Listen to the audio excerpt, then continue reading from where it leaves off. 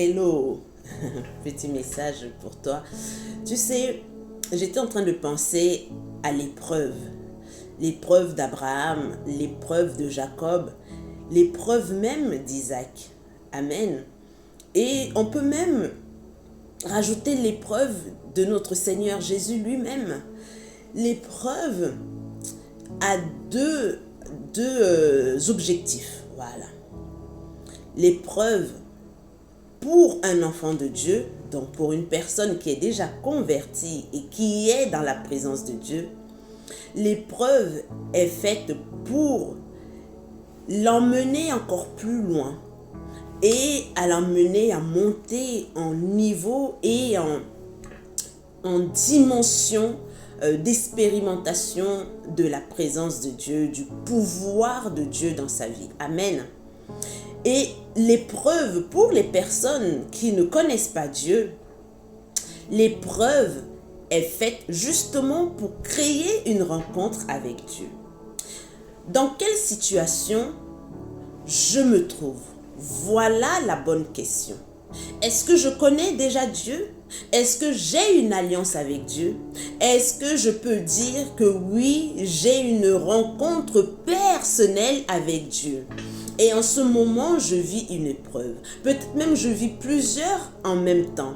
Alors, rapproche-toi encore plus de Dieu. Cherche encore plus à connaître la volonté de Dieu dans ta vie. Cherche dans la prière. Cherche dans la parole. Jeûne. Demande à Dieu de te briser et de te révéler les choses cachées que tu ne connais pas.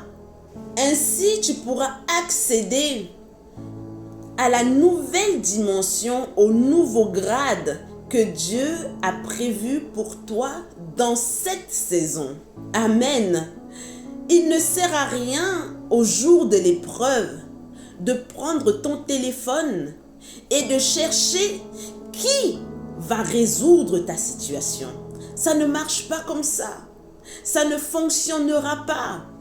Combien de fois as-tu déjà essayé cette technique et fort est à constater que ça n'a jamais fonctionné. Amen. Je ne dis pas qu'il ne faut pas demander de l'aide. Il faut demander de l'aide. Mais le secours me vient de l'Éternel. Je lève les yeux vers les montagnes. D'où me viendra le secours? Le secours doit d'abord me venir de l'Éternel. Et le premier secours, il est spirituel. Amen. Maintenant, quand le secours de Dieu vient, il se matérialise, il devient physique dans ma vie à travers l'utilité d'un être humain qui va lui être un instrument entre les mains de Dieu pour me porter secours. Mais ce n'est pas moi qui décide, c'est Dieu. C'est l'Éternel en qui je me confie qui décide de qui est cette personne et comment cette personne elle va m'aider. Et l'autre situation que je vois beaucoup, c'est que beaucoup sont dans les répertoires et ils prennent la place de Dieu dans la vie des personnes qui les appellent. Une personne vit une situation spirituelle. Au lieu de demander à Dieu, elle te demande à toi. Elle t'appelle, elle t'expose sa situation. Et au lieu de d'abord toi-même qui te dis enfant de Dieu, de demander à Dieu, si telle est sa volonté, tu changes la parole de Dieu à ta manière. Personne n'est Dieu dans la vie de quiconque. Chacun d'entre nous, nous sommes des instruments dans la vie des uns et des autres. Le jour où tu comprendras ce que signifie être instrument entre les mains de Dieu, serviteur de Dieu sur cette terre, tu comprendras. Amen. Donc, il n'y a pas à négocier avec les choses spirituelles. Il y a à être ferme.